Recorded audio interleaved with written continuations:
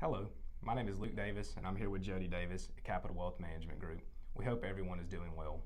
Jody, there's been a lot of discussion in the news with our clients lately about artificial intelligence and what that could mean for jobs. When we look back at history, how has new technologies typically shaped the labor market? That's a great question, Luke. If we look back historically, technology does cause disruption. Going back to technology like sewing machines or cars, they do disrupt the way people work at first, but have ultimately expanded job opportunities. A good example of this is the PC or the personal computer. McKinsey Global Institute did a study on this topic. The personal computer did result in layoffs in areas like typewriting, manual bookkeeping, and file clerks, while drastically changing others, but it also created often new, higher paying job opportunities.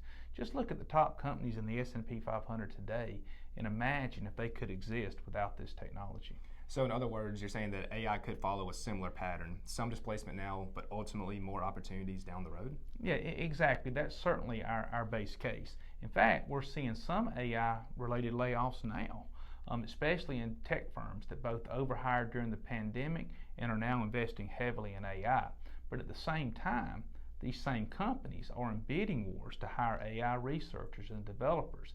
It's a reallocation of labor more than a collapse in its demand. I know that economists are starting to work AI into their models. What are they finding?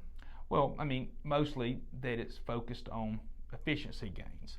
AI is particularly powerful in areas with lots of documentation like law or coding, as well as standardized tasks often performed by entry-level employees. It can also impact higher wage jobs as well, where companies are looking for cost savings.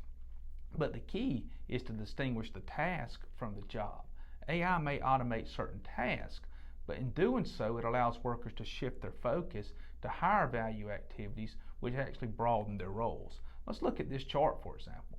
What stands out to me is even in industries with a lot of repetitive tasks like agriculture, mining, and transportation, job demand is rising on both sides.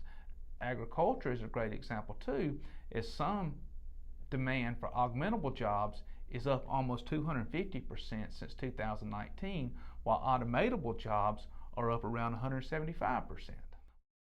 So the bottom line is, while AI is certainly changing the landscape, it's not necessarily this job killer that some people are thinking it'll be.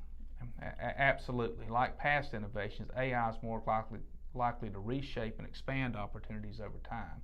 The adjustment period can be uncomfortable, but history shows that technology tends to create more jobs than it takes away. Using the personal computer as an example, some studies show where the PC created more than 5 jobs for every job it replaced. Well, thank you, Jody, and thank you all for your continued trust and partnership. If you have any questions, please give us a call or visit us on our website.